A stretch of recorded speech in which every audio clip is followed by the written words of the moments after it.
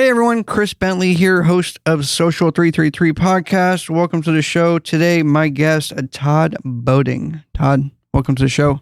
Thanks, Chris. Appreciate you having me on. Awesome. So tell the audience a little bit about yourself and your background. So a little bit about myself and my background. I kind of took the road less traveled. Growing up, I was not what you call a stellar student. That ultimately landed me in the Marine Corps. Marine Corps kind of turned me around, gave me the discipline and gave me the, really put things in a structured format for me, which was incredibly important for me. And so I did that for almost 15 years, start to finish. Got into, actually left active duty. This is one of these weird things. I left active duty on September 1, 2001, and I was stationed in Washington, D.C. at the time. Wow.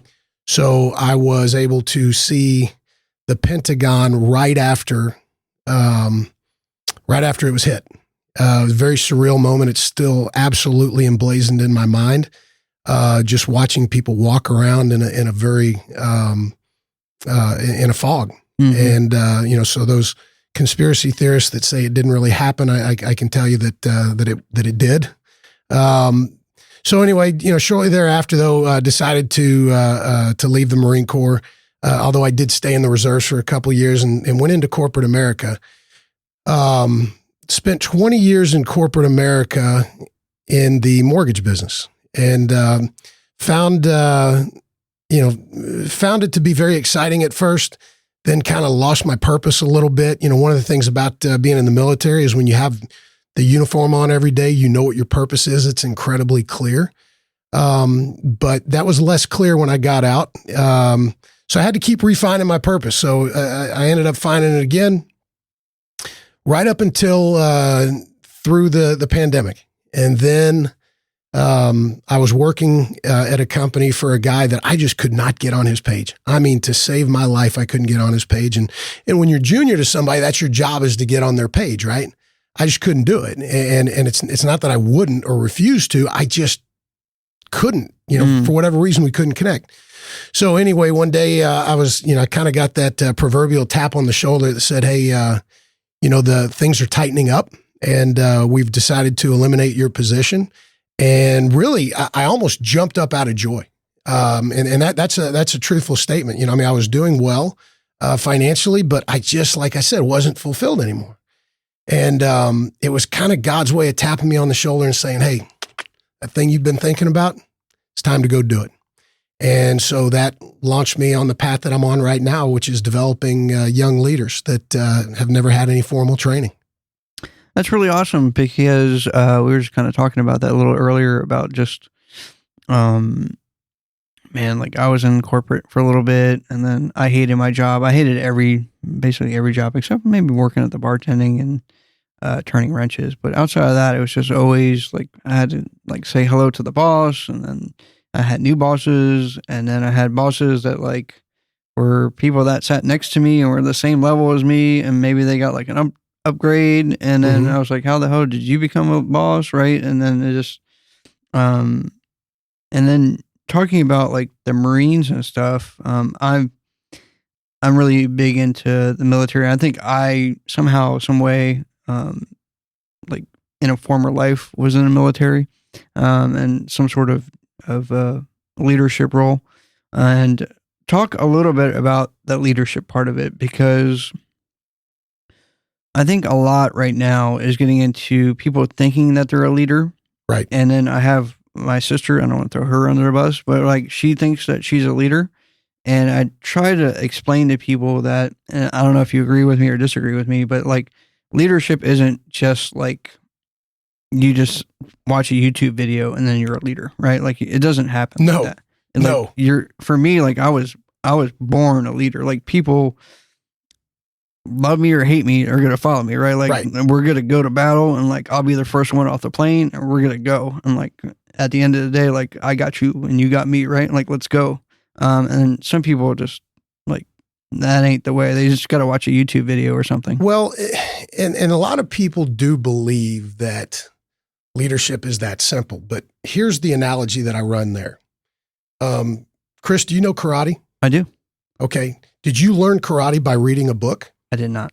You can only learn karate if you study it, you get the instruction, you understand it, and you understand that through dialogue first, just to make sure that you understand the moves. And then the only way that you can become proficient at it is to practice it. And then you talk about, what did you do right? What did you do wrong? Leadership is the same thing. There's no formula for leadership. Now, to your point about, being born a leader, a lot of people think that you're either born a leader or you're not. And, to that I say, okay, like engineers. Engineers is a perfect example. Were they born an engineer? No. Maybe they have more of a propensity to be a good engineer. Mm-hmm. They have the right mindset, but they still have to be given the tools. They still have to be taught. Leadership is exactly the same way. And, the thing that a lot of people don't realize is, as they're growing up in the leadership positions, if they don't have any kind of formal training, and even when they do have formal training, people have no idea what kind of human cost is in their wake. And that's one of the things that, that we try to get across to people is, business is people. And so leadership, therefore, in business is people. I completely agree, because like I was talking about, I was in a situation where a guy in the next pod from me, we're on the same level, like, yeah, he's a sharper dude than I am, and I'm not putting him down. He's a great guy. But you got this guy that's next to me, and he doesn't know, well, maybe he knows a little bit more, right? But he gets promoted to the next level because of just through attrition, right? Like they fired the next person, and they go to the next person. And it gets to the point where you get down to the nub, right? Because they haven't hired anybody. And then now you got somebody that you were just sitting next to and just ate lunch with a couple of days ago, and they know exactly the same thing that you know, but now like they're your boss. Yes. And you're trying to and I'm sure you experienced this in the military. Absolutely. And all of a sudden now, like, I have to give that person all due respect, but yet like we're on the same playing field, on the same level. So talk a little bit about that and like what you've seen and like kind of what you teach about that kind of stuff. So from a military standpoint, it's even, especially in the Marine Corps, we're very big on customs, traditions, protocols. And there were guys that were, that I was friends with. They would get promoted ahead of me. Even when we're out, especially if we're in front of the Marines, I'm extending him all the due courtesy that rank should be given, because it's not about him. It's not about me as buddies. It's about the protocols of the rank. I was incredibly close to some of my subordinate leaders, and there was never any question. I wasn't Todd. I was Sir. The guys that were promoted ahead of me, they were captain, they were sir, they were major, whatever the case may be. And that's not to placate someone's ego. That's strictly for the purpose of ensuring that we maintain good order and discipline. And a lot of people, look at it as, that's too rigid. And it's done for a reason. Now, when you transition that into the business world, you can't expect that same level of, spit and polish per se. But to go from peer to boss, first of all, the skill set that's required is so totally different. A lot of times the reason, as you well know, people are promoted is because they were the best at doing what it is they do. And then they get promoted because of that, and no one gives them any different skill set. And what we end up doing a lot of times, we put them in a position to fail because they don't understand that those are two entirely different skill sets. And that's a travesty. And that's our target audience, especially at the frontline leadership level. Talk to me a little bit like the tribe and trust that you have going on. So tribe and trust is basically, if from a military standpoint, I explain it to somebody like this: we are the NCO Leadership Academy of corporate America. For someone who doesn't have that military background knowledge, what we explain to them is that your most fundamental levels of leadership, their job is to run the business day to day. And they do that because their job is to free up the time of the senior leaders to focus on growth, to focus on the direction of the organization. When the senior leaders are constantly pulled back into the daily grind because they're the ones with the knowledge and the experience and the skill set, they're not doing, they're doing a disservice to those junior leaders because we're not putting them in a position to grow. So again, our focus is on developing that frontline leader to free up the senior leaders to go out and focus on growth, because you and I both know if you don't grow it, if you're not growing, you're shrinking. And so we have to grow the business.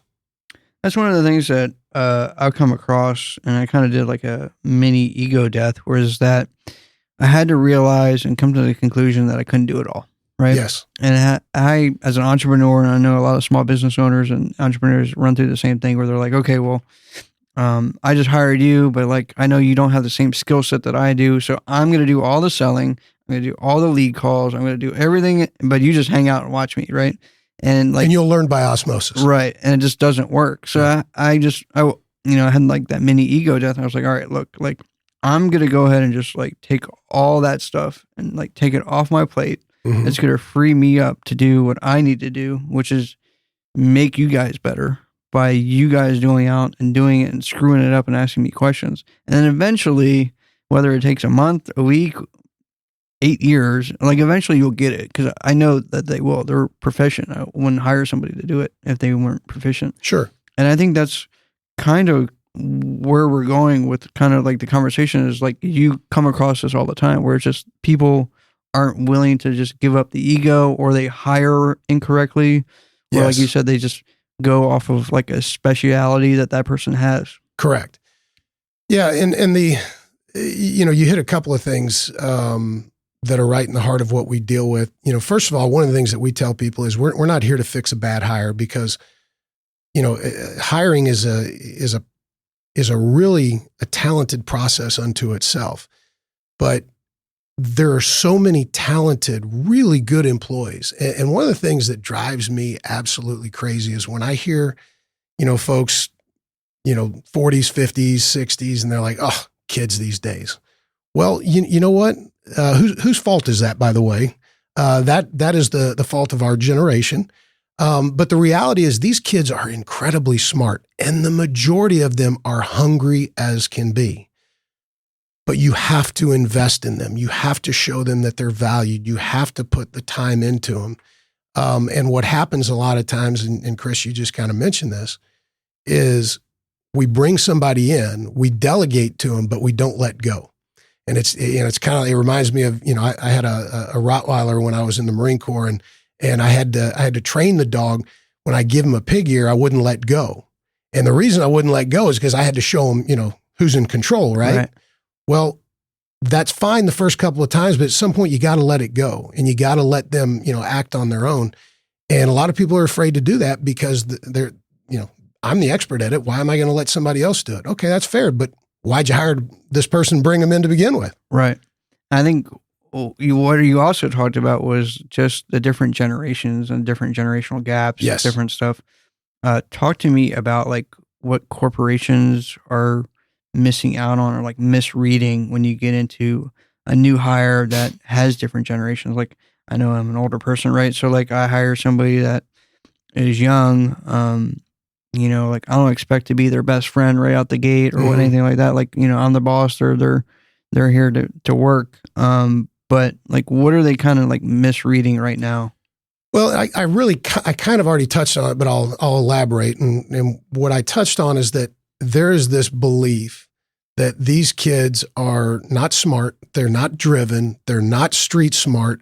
And I'm here to tell you, they're wise. These kids are way smarter than I was. I think so too. And so it's very unfair to lump them into a negative stereotype, because I work with these, the 35 and under crowd is our target audience, and I work with them quite a bit. Like I said, very, very hungry, very, very smart. But for the organizations, what they need to understand, there's a great book out there called The Fourth Turning. And that actually came from a lineage of books that started with generations. It was written by Neil Howe and Bill Strauss. Are you familiar with this? Mm-hmm. That is such a good understanding for organizations, because what it tells you is that there are generational personalities, just like each one of us has an individual personality, and we belong to a company that has its own identity and personality. Well, the generations have personalities as well, and there are archetypes, archetype personalities attached to the generations. If you don't take the time to understand those things, you're not going to understand your people. And if you don't understand your people, there's always going to be a tremendous disconnect. So, not putting themselves in a position where they get to learn the younger generations. We're the smart ones. We're the wise ones. We've been around longer. We should be using our intelligence to morph ourselves or style flex to where we need to be and connect with them. If a CEO like contacts you or is interested in something like that, what's kind of like some of the pushback? Like they don't have time for it. It's not like an asset to them. Like what kind of stuff are you hearing from CEOs, CFOs, C-suite? What are you running up against? I think there's multiple things. I mean, there's, Zig Ziglar used to talk about the, and I saw that you and I are connected to Brian Flanagan, and he was one. I know Brian as well, so hopefully if he's watching, shout out to him. But Zig Ziglar used to talk about no time, no money, no hurry, and for some reason the other two are escaping me. But it falls into all of those, and with the with the CEOs who say we don't need that, they're the ones who absolutely need it first and foremost. But not every culture is going to, look at what we give and say, we want that, we need that.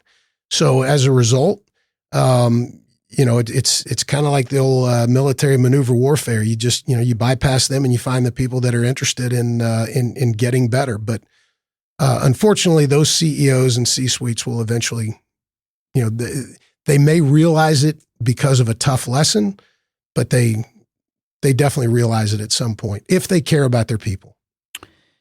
If there's like someone that is like my sister, for example, right? Mm-hmm. Just has no leadership ability yet. Maybe are we going to get in trouble talking about your sister? It's okay. Okay. All right, I just want to make sure. But she's been, just basically, just in the workforce, never been a leader before, mm-hmm. and then gets put into a leadership role. She comes across the podcast or comes across mm-hmm. a YouTube channel or something, right? And she has, they have these things on LinkedIn where you can like become a leader by watching seminars and stuff like that. And I'm like, I kind of shrug my shoulders. No. But like, what can you give? I don't want you giving like the secret sauce or anything, but like, what can you give to somebody that's like in a situation like that where they're like, okay, maybe it's an entrepreneur, they started a business and now they got to hire employees, like, right.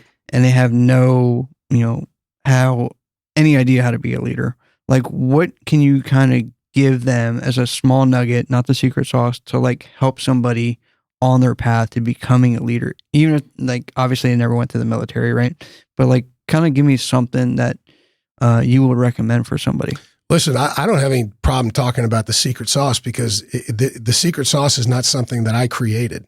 I mean, everything we teach is Marine Corps principles and traits. And I'm not saying that we do that from the standpoint of shaving people's heads and making them do push-ups. That's not where I'm going at all. We translate it into business speak. So a lot of people want to put a secret sauce or a formula onto learning leadership. There's not. There really, truly is not. It has to start with a little bit of a philosophy. And the philosophy that we learned, and I believe to be absolutely true because it has saved lives and won conflicts around the world through hundreds of years. But that philosophy is we exist as leaders to do two things. Number one, accomplish the mission. And number two is take care of the people who are responsible for accomplishing the mission. If you do those two things, if you learn how to do those two things, you will succeed. That doesn't mean you're going to succeed without any casualties. That doesn't mean you're going to succeed without any failures or failures, however you want to phrase that. But you are going to succeed the vast majority of the time. It is leadership is a behavior. It is a string of behaviors. It is much greater than do this and do that. And so to answer your question very directly, if somebody is looking for that, first thing I'm going to tell them is they need to be attached to an organization that believes in this stuff. Otherwise, they're only going to be working on themselves. You have to work on yourself inside of a system, inside of an organization, which is one of the things that we do that's very different. When we go into an organization, we help their people understand how to accomplish the mission and take care of the people inside of their organizational framework. So we put them through decision-making games and role plays and exercises. I mean, we're very much a challenge the status quo because we do it differently than most folks do it. But you have to put them in those scenarios where they understand how to apply it based on that framework. Very much like you were talking about karate earlier. You cannot learn karate unless you're put in a certain position and then you practice against that position over and over. That's how we learn it. But it really, if you want to be good, you have to be in an organization that believes in it. And one other thing, if I may, because I'm thinking about it, another big differentiator is how many times do you see an organization start at the top and they say, okay, we're going to train our senior leaders, and the senior leaders are then going to train everybody else, and it's going to just filter down. It doesn't. No. It absolutely doesn't. And I don't know why. And that's one of the things that we've that we bring, again, that's challenging the status quo. We don't work with the C-suite. We're not interested in that. I mean, we will if they absolutely beg us to, but our focus is those frontline leaders, because culture starts at the top, but it grows from the bottom. And so you got to get those people on board. If you don't get those people on board, I don't care how good you are at the top, you're always going to be lagging. So I think I answered your question, though. Yeah, I mean, that's exactly what I did. You know, basically, like, I'm at the top, I'm the guy, I'm the face of the organization, and then I started delegating more. I've been giving more inspiration, more training, more different things. And then with that, it's been more of like a groundswell. Like, things have been kind of coming up and coming up and coming up. And all I basically did was just not work as hard, which is the weirdest thing. You don't work as hard, but yet you're able to spend the time doing. It's not that you don't work as hard. I'm going to disagree with you there. You work in a smarter way, because now you get to put your sneakers on and go out and talk to the people and talk to the team. Chris, what do you need? What can I help you with? What resources do you not have right now? What do you see? Give you? Exactly. What do you see? Absolutely. That's the hard work. And then translating it into, okay, now that I know what you want, what you need, let me make sure I get that for you. Todd, if somebody wanted to reach out to you and get a hold of you, where would they find you? They can find us tribeandtrust.com. My contact information is readily available. I'm not going to spout it out over here because, that's probably not the smartest thing to do, but with bots. But, hey, go to our LinkedIn page, go to my LinkedIn page, and give me a call. Let's have a conversation. The big thing is, you talked about giving away the secret sauce. I do what I do because it makes an impact, not because I'm trying to get rich. I believe the money will come, especially as we, build it and do it well and do it right. But it's more about, there is such a void of good leadership in society right now. It's not specific to corporate America. It's in the schools. It's in the churches. It's everywhere in society. We got to do better. We got to be better. And so, hey, I'd love to have a conversation with anybody about it, whether we work with you or not. Awesome. I appreciate you coming on the show. Absolutely. Thanks for having me. Awesome. Take care.